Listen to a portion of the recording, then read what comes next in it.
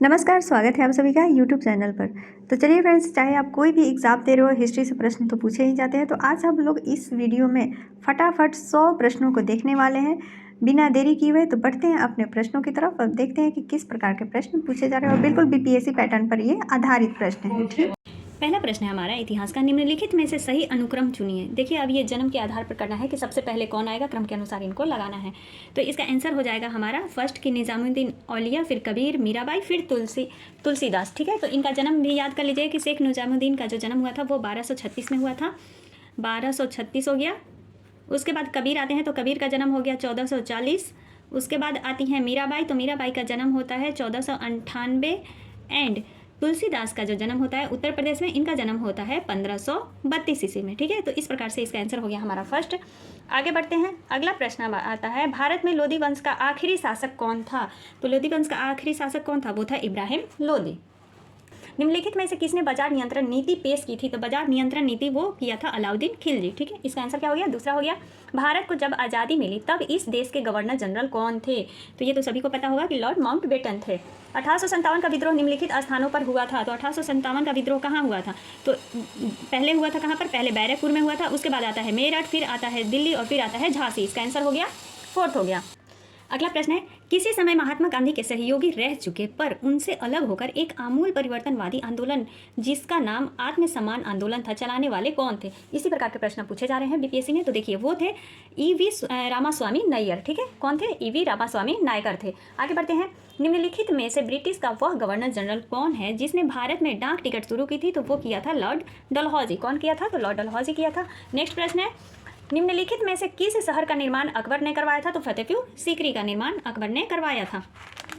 अगला प्रश्न, निम्नलिखित में से 18वीं शताब्दी का वह महान दार्शनिक कौन है जिसका यह प्रसिद्ध कथन है, man is born free but is everywhere in chain? ठीक है, यानी मनुष्य स्वतंत्र पैदा तो होता है लेकिन सर्वत्र जंजीरों में वो जकड़ा रहता है। यह कथन किसका है? तो यह कथन रूसो का है। इसका आंसर क्या हो गया हमारा? तीसरा हो गया। भारत में खोजा गया सबसे पहला पुराना शहर कौन सा है? तो वो है हड़प्पा। निम्नलिखित में से भारत पर पहली बार आक्रमण करने वाले कौन थे, यानी इनमें से कौन था? तो वो था अरब। वास्को डी गामा किस वर्ष भारत आया था? तो 1498 ईस्वी में। निम्नलिखित में से कौन सी शक्तियों ने तुंगभद्रा दोआब के लिए लड़ाई नहीं लड़ी थी? तो वो गोलकुंडा और अहमदनगर के जो सुल्तान थे उन्होंने गोलकुंडा की लड़ाई नहीं लड़ी थी। जो लड़े थे उनका नाम भी याद रखना है। पल्लव और चालुक्य, चोल और कल्याण के परवर्ती चालुक्य थे, और विजयनगर और बहमनी के जो साम्राज्य थे उन्होंने लड़ा था। अगला प्रश्न है, निम्नलिखित में से किस माध्यम से लॉर्ड डलहौजी ने अवध को ब्रिटिश साम्राज्य में मिला लिया था? तो वो चूंकि उस पर कुशासन का आरोप लगा करके अवध को मिलाया था। निम्नलिखित में से कौन गांधी जी की आत्मकथा है? तो माई एक्सपेरिमेंट विद ट्रूथ, ये किसकी कथा है? तो महात्मा गांधी की आत्मकथा है। गुप्त शासन के दौरान निम्नलिखित में से ऐसा व्यक्ति कौन था जो एक महान खगोल विज्ञानी तथा गणितज्ञ था? तो वो कौन थे? तो वो थे आर्यभट्ट। सुल्तान वंश की विशालतम अस्थायी सेना जिसका भुगतान सीधा राज्य द्वारा किया जाता था, तो वो अलाउद्दीन खिलजी ने बनाई थी। निम्नलिखित में से वह प्रथम भारतीय व्यक्ति कौन थे जिसे ब्रिटिश संसद के लिए चुना गया था? तो ये तो सभी को पता होगा, दादा भाई नौरोजी। तो इसका आंसर हो गया फर्स्ट हो गया। चंद्रगुप्त मौर्य का प्रसिद्ध गुरु चाणक्य निम्नलिखित में से किस विद्या केंद्र से संबंधित था? तो वो तक्षशिला से। औरंगजेब द्वारा निम्नलिखित में से किस सिख गुरु का वध करवाया गया था? तो वो गुरु तेग बहादुर का वध करवाया था। कांग्रेस छोड़ने के बाद 1939 में सुभाष चंद्र बोस ने अपनी अलग पार्टी बना ली जिसका नाम क्या था? तो फॉरवर्ड ब्लॉक था। आंसर हो गया तीसरा। नेक्स्ट प्रश्न, भारत को अधिकार क्षेत्र का दर्जा किस तारीख को मिला था? तो अधिकार क्षेत्र का दर्जा 15 अगस्त 1947 को मिला था। अगला प्रश्न है, बिहार के चिराद नामक पुरा स्थल की प्राचीनतम संस्कृति है। तो कैसी है भैया प्राचीनतम संस्कृति? तो ताम्रपाषाणिक संस्कृति है। नाना साहिब का दूसरा नाम क्या था? तो वो था धोंदूपंत, नाना साहब का दूसरा नाम। पटना से प्रकाशित होने वाला प्रथम अंग्रेजी अखबार कौन था? तो द बिहार हेराल्ड था। ठीक है, देखिए आप ये संख्या पर नहीं जाइएगा। मुझे मालूम नहीं क्या कानूनी है क्या गैर कानूनी है, मैं राज्य की आवश्यकता अनुसार कानून बनाता हूँ। यह कथन किसका था? तो अलाउद्दीन खिलजी का था कथन। विधवा पुनर्विवाह अधिनियम कब पास हुआ था? तो 1856 ईस्वी में। 1878 में किस वायसराय ने वर्नाकुलर प्रेस एक्ट पारित किया था? तो वो था लॉर्ड लिंटन पारित किया था। सूची 1-2 का मिलान करना है। यहाँ पर देखिए कुछ पुस्तकों यानी ग्रंथों के नाम दिए हुए हैं और यहाँ पर उनके नाम दिए हुए। तो महाभाष्य किसने लिखा था? तो वो तो पतंजलि लिखे थे, ये तो पूरा याद हो गया। कुमार संभव कालिदास की थी। अष्टाध्यायी किसकी थी? तो अष्टाध्यायी पाणिनि और अर्थशास्त्र चाणक्य का। तो इस प्रकार से हमारा हो जाता है 4 1 2 3 4 1 2 3 ये ऑप्शन हमारा फर्स्ट सही हो गया। अगला प्रश्न है यूनानी राजदूत मेगास्थनीज किसके दरबार में भारत आया था? तो वो आया था चंद्रगुप्त मौर्य के दरबार में। निम्नलिखित में से किस सिख गुरु के नेतृत्व में सिख राजनैतिक व सैनिक शक्ति के रूप में संगठित हुए थे? तो वो हुए थे गुरु गोविंद सिंह के नेतृत्व में। 1773 रेगुलेटिंग एक्ट द्वारा स्थापित गवर्नर जनरल की परिषद में कौन सदस्य नहीं था? तो वो था फ्रांसिस जो था वो सदस्य नहीं था। अगला प्रश्न है, सोम प्रकाश समाचार पत्र का प्रकाशन किसने आरंभ किया था? तो ईश्वरचंद्र विद्यासागर ने। सूची 1-2 का मिलान करना है। सूची दिया हुआ है, एक तरफ क्रांतिकारियों के नाम और दूसरी तरफ उनकी पत्नियों के नाम दिया हुआ है। तो महात्मा गांधी की पत्नी कौन थी? कस्तूरबा गांधी। देशबंधु की पत्नी कौन थी? तो देशबंधु की पत्नी थी बसंती देवी। नाम याद रख लीजिए, आ गया। तो लाला लाजपत राय की पत्नी कौन थी? तो राधा देवी थी। और मोतीलाल नेहरू की पत्नी स्वरूप रानी थी। तो इस प्रकार से हमारा आंसर क्या हो जाएगा? ए का 4th यानी सिर्फ दूसरा में दिया हुआ है। ईस्ट इंडिया कंपनी का निम्नलिखित में से आरंभिक नारा क्या था? तो भूभाग नहीं व्यापार। ठीक है, इसका आंसर क्या हो गया? तीसरा हो गया। आप ये नहीं समझिएगा कि पहले से निशान, तो पहले से निशान इसलिए लगा हुआ है ताकि झटपट मैं आपका रिवीजन करवा सकूं, आंसर बता सकूं। सिंधु घाटी के निवासियों को किस धातु का ज्ञान नहीं था? तो वो लोहा का ज्ञान नहीं था, बाकी सभी का ज्ञान था। प्राचीन इतिहास में निम्नलिखित में से किस शासक ने जैन धर्म में स्वीकार कर संन्यास ले लिया था? चंद्रगुप्त मौर्य ने। निम्नलिखित में से किस अधिनियम द्वारा ईस्ट इंडिया कंपनी के व्यापारिक अधिकारों को समाप्त कर दिया गया था? तो 1813 के चार्टर एक्ट के द्वारा समाप्त कर दिया गया था। 1830 की क्रांति के बाद बोरबॉन राजवंश के बाद कौन सा राजवंश सफल हुआ था? तो ऑर्लियंस राजवंश सफल हुआ था। हर्ष ने किस विश्वविद्यालय को विशेष संरक्षण प्रदान किया था? तो नालंदा विश्वविद्यालय को संरक्षण प्रदान किया था। किसने एक अलग राज्य के रूप में बिहार की स्थापना में महत्वपूर्ण योगदान दिया था? तो वो थे राजेंद्र प्रसाद। अगला प्रश्न है, निम्नलिखित में से कौन सा स्थान बौद्ध धर्म से संबंधित नहीं है? तो वो सोमनाथ। भारतीय उपमहाद्वीप के किस भाग में हड़प्पा संस्कृति का उदय हुआ था? तो उत्तरी पश्चिमी भाग में हड़प्पा संस्कृति का उदय हुआ था। भारत की राजधानी पुरानी दिल्ली से नई दिल्ली कब स्थानांतरित की गई थी? तो पुरानी दिल्ली से नई दिल्ली 6 फरवरी 1931 को स्थानांतरित की गई थी। असम, चटगांव जैसे पूर्वोत्तर भागों पर विजय प्राप्त करने वाला मुगल सेनापति कौन था? तो वो था मीर जुमला। अगला प्रश्न है, किस लेखक ने महात्मा गांधी को प्रोफेशनल रीडर्स की संज्ञा दी थी? तो रोलान ने महात्मा गांधी को प्रोफेसर रीडर की संज्ञा दी थी। राष्ट्रकूट साम्राज्य का संस्थापक कौन था? तो वो था दंती दुर्ग। कौन था? दंती दुर्ग था। किस दिल्ली सुल्तान ने घोड़ों को दागने की प्रथा शुरू की थी? तो वो किया था अलाउद्दीन खिलजी। अगला प्रश्न है, निम्नलिखित में से कौन सही सुमेलित है? अच्छा, सही सुमेलित है तो वो औरंगजेब मानुची, ये सही सुमेलित है। इसका आंसर हो गया हमारा 4th। बाकी सब ये गलत है कि इसके दरबार में ये आया था, हॉकिंस आया था, जहांगीर के दरबार में कौन आया था, तो ये सब गलत है। औरंगजेब के दरबार में मानुची आया था, ये सही है। अगला प्रश्न है हमारा, 1925 के कानपुर अधिवेशन के अध्यक्ष कौन थे? तो वो थी सरोजनी नायडू। अगर भारतीय करके पूछता है तो पहली भारतीय कांग्रेस अध्यक्ष महिला कौन थी? तो सरोजनी नायडू ही थी। चलिए 50 प्रश्न हो गया। अब आगे देखते हैं 25 और। किस क्रम में यूरोपीय लोग व्यापार करने भारत आए थे? तो वो आए थे पुर्तगाली, डच, अंग्रेज और फ्रांसीसी। इसका आंसर क्या हो गया? फर्स्ट हो गया। पुत्र अड़ा डैड फंसा, ऐसे आता है ना, पुर्तगाली, अंग्रेज, डच, फ्रांसीसी। अंग्रेज, पुर्तगाली, डच, फ्रांसीसी, तो इन दोनों में हमेशा कन्फ्यूजन रहता है।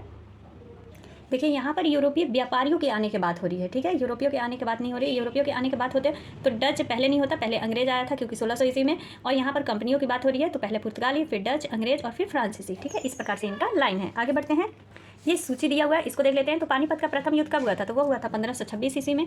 द्वितीय युद्ध कब हुआ था? तो 1556 में हुआ था। घाघरा का युद्ध 1529 में और खानवा का युद्ध हुआ था 1527 ईस्वी में। ठीक है, तो इसका आंसर हमारा हो जाता है दूसरा। 3, 4, 2, 1।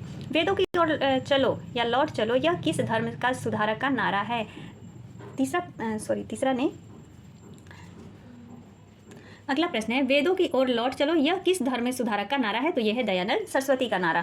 कांग्रेस ने कब, कहाँ और कहाँ पूर्ण स्वतंत्रता को अपना लक्ष्य घोषित किया था? तो लाहौर में जो अधिवेशन हुआ था 1929 में, उस समय ये अपना लक्ष्य घोषित किए थे।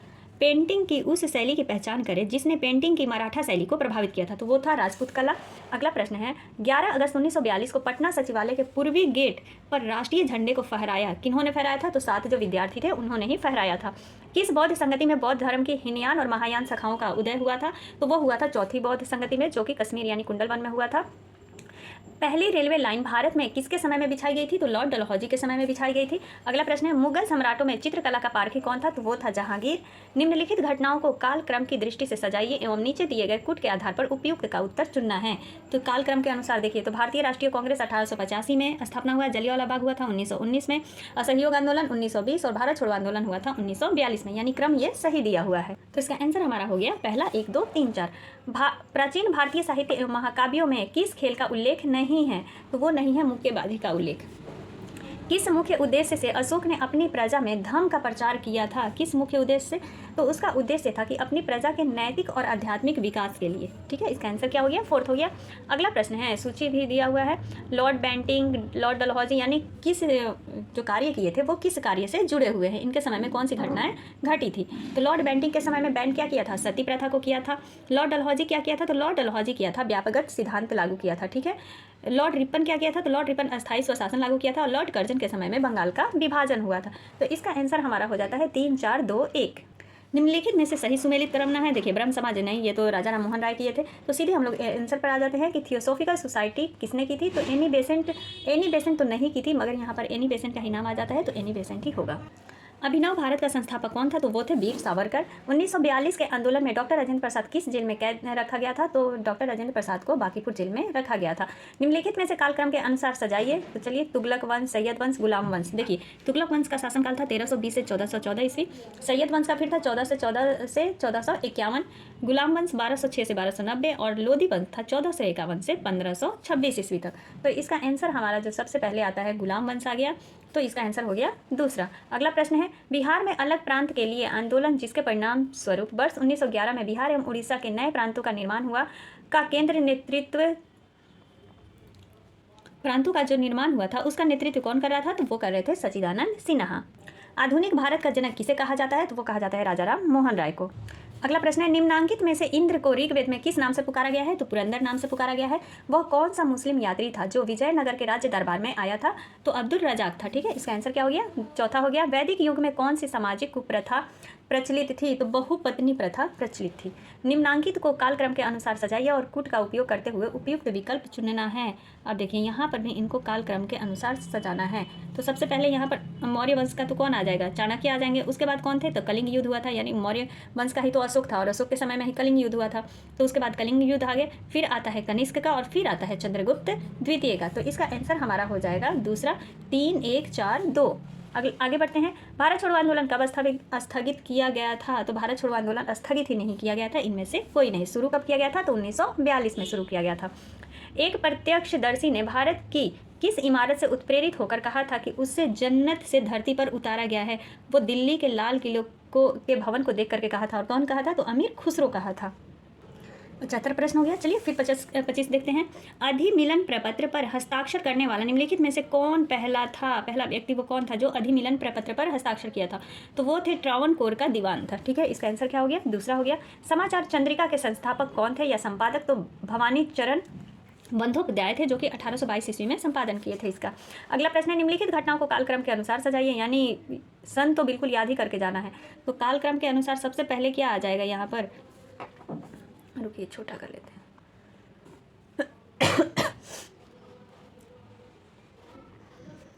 तो देखिए, सबसे पहले जो हुआ था वो हुआ था USSR द्वारा पहला उपग्रह यानी स्पुतनिक 1 को छोड़ा गया था। उसके बाद अलास्का जो 49वां राज्य बना था, अलास्का USA का, ये घटा था घटना। उसके बाद आता है चीन और पाकिस्तान ने सीमांत संधि पर हस्ताक्षर किया था। और लास्ट में जो हुआ था सर विंस्टन चर्चिल की मृत्यु हुई थी। तो इस प्रकार से इनका कालक्रम था DBCA।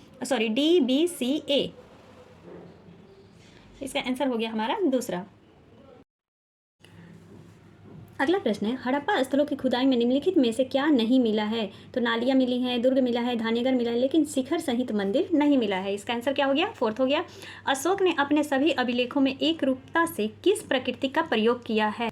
वो किया है मगधी का प्रयोग। स्वतंत्र भारत में प्रथम भाषा राज्य का गठन किया गया था, तो आंध्र प्रदेश का किया गया था 1953 ईस्वी में भाषा के आधार पर। निम्नलिखित में से किस राजपूत शासक ने प्रसिद्ध शहर भोपाल की स्थापना की थी? तो वो राजा भोज किए थे। निम्नलिखित में से किस घटना ने ब्रिटिश ईस्ट इंडिया कंपनी को बंगाल सूबे का वास्तविक स्वामी बना दिया? तो बक्सर की लड़ाई 1764 ईस्वी की जो लड़ाई थी उसमें अंग्रेजों को वास्तविक शासन मिल गया भारत में। अगला प्रश्न है, झेलम नदी के किनारे प्रसिद्ध वितस्ता का युद्ध किन किन शासकों के बीच हुआ था? तो पोरस और सिकंदर के बीच हुआ था। ब्रिटिश साम्राज्यवाद के दौरान भारत का आर्थिक अपवाह का सिद्धांत किसने प्रस्तुत किया था? तो दादा भाई नौरोजी ने प्रस्तुत किया था। आधुनिक बिहार का निर्माता किसे माना जाता है? तो सच्चिदानंद सिन्हा को कहा जाता है।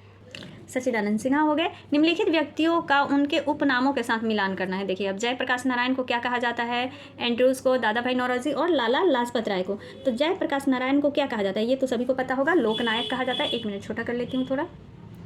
देखिए, जयप्रकाश नारायण को कहा जाता है लोकनायक। उसके बाद आते हैं द ग्रैंड एंड ओल्ड, किसको? दादा भाई नौरोजी को कहा जाता है। C.F. एंड्रयूज, ये किसको कहा जाता है? तो ये कहा जाता है दीनबंधु, इनको कहा जाता है। ठीक है, इनका उपनाम क्या हो गया? दीनबंधु हो गया।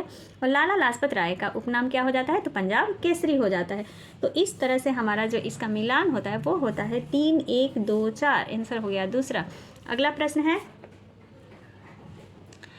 निम्नलिखित में से भारत में गिरमिटिया श्रमिकों के प्रवास से संबंधित सही कथनों की पहचान करनी है, गिरमिटिया मजदूर को लेकर के। ठीक है, तो इसका देख लेते हैं। 19वीं सदी में हजारों भारतीय मजदूर विश्व भर में वृक्षारोपण, खदानों और सड़क और रेलवे निर्माण परियोजना में काम करने गए थे। सही बात है। अधिकांश गिरमिटिया मजदूर उत्तरी और पश्चिमी भारत के वर्तमान क्षेत्रों जैसे पंजाब, हरियाणा, गुजरात और राजस्थान से आए थे। ये भी सही बात है। अगला है, अनुबंधित नेटवर्क जिसे अक्सर मजदूरों के लिए दास्ता की नई प्रणाली के रूप में वर्णित किया गया है ने कैरेबियन द्वीप समूह, मॉरिशस, फिजी, सिलोन, मलाया जैसे स्थानों पर रहने और काम करने की सबसे दयनीय और भयानक स्थिति पाई गई थी। तो ये भी सही है। गिरमिटिया मजदूरों ने अपने स्वयं के सांस्कृतिक लोकाचार के नए स्थान के साथ मिश्रित करके खुद को अभिव्यक्त किया। नहीं, ये गलत है फोर्थ वाला। इसका आंसर 1 2 3 हो जाएगा। अगला प्रश्न है, राज्य प्रतीक के फलक के नीचे देवनागरी लिपि में उत्कीर्ण शब्द सत्यमेव जयते निम्नलिखित में से किससे लिया गया है? तो वो मुंडक उपनिषद से लिया गया है। अंग्रेजों ने भारत में रेलवे किस उद्देश्य से शुरू किया था? तो ब्रिटिश वाणिज्य और प्रशासनिक नियंत्रण की सुविधा के लिए किया था। 16 प्रश्न है, पंचशील का सिद्धांत निम्नलिखित में से क्या नहीं है? तो गुट निरपेक्षता नहीं है। अगला प्रश्न है, 1928 में बिहार में रविदास सभा का गठन किसने किया था? तो वो किए थे जगजीवन राम। निम्नलिखित संग्रहालय और उनके स्थानों को सहसंबद्ध करना है। देखिए, तो आशुतोष संग्रहालय, प्रिंस ऑफ वेल्स म्यूजियम, कोलिको संग्रहालय और राजा केलकर संग्रहालय। तो इन सभी का स्थान बताना है कि कहाँ है। तो आशुतोष संग्रहालय मुंबई में है। प्रिंस ऑफ वेल्स म्यूजियम संग्रहालय कहाँ है? तो ये है पुणे में। कोलिको संग्रहालय कहाँ पर है? तो कोलिको संग्रहालय कोलकाता में है। और राज केलकर संग्रहालय जो है वो अहमदाबाद में है। ठीक है, तो इसका आंसर हमारा कूट हो जाएगा, जो फोर्थ हो जाएगा, 1 4 3 2। अगला प्रश्न है, अभिकथन, सविनय अवज्ञा आंदोलन को समाज के सभी वर्गों का समर्थन नहीं मिल सका, अछूत स्वराज की अवधारणा से प्रभावित नहीं थे, ये इसका कारण दिया हुआ है। तो ए और आर दोनों सही है और आर जो है ए की व्याख्या कर भी रहा है। तो इसका आंसर क्या हो गया? हमारा फोर्थ हो गया। अगला प्रश्न है, सिंधु घाटी की प्राचीन संस्कृति और आज के हिंदू धर्म के बीच जैव जो ऑर्गेनिक संबंध का प्रमाण है वो किसकी पूजा से मिलता है? तो वो मिलता है पत्थर, पेड़ और पशु की, क्योंकि आज भी लोग इसकी पूजा करते हैं और पहले भी करते थे, सिंधु सभ्यता के लोग भी। किसके शासनकाल में सबसे अधिक मंगोल आक्रमण हुए थे? तो अलाउद्दीन खिलजी के शासनकाल में। अगला प्रश्न है, निम्नलिखित में से किसने गाड़ी पर बम फेंका था यह मानकर कि उसमें मुजफ्फरपुर के न्यायाधीश किंग्सफोर्ड बैठा होगा? तो वो खुदीराम बोस और प्रफुल्ल चाकी थे। इसका आंसर तीसरा हो गया। अगला प्रश्न है, निम्नलिखित में से किसकी स्थापना B.R. अम्बेडकर द्वारा की गई थी? तो अखिल भारतीय अनुसूचित जाति परिसंघ की स्थापना। 1833 के चार्टर एक्ट के प्रावधानों के अनुसार भारतीय कानूनों का संकलन, संहिता करने और सुधारने के लिए एक विधि आयोग का गठन किसकी अध्यक्षता में किया गया था? तो वो किया गया था लॉर्ड मैकाले की अध्यक्षता में। वैदिक युग में राजा अपनी जनता से जो कर वसूलते थे उसे क्या कहते थे? तो उसे वैदिक कहते थे। तो इस तरह हमारा ये 100 प्रश्न पूरा होता है। तो ये 100 प्रश्न आप लोग बिल्कुल झटके में एक नज़र में देख लेंगे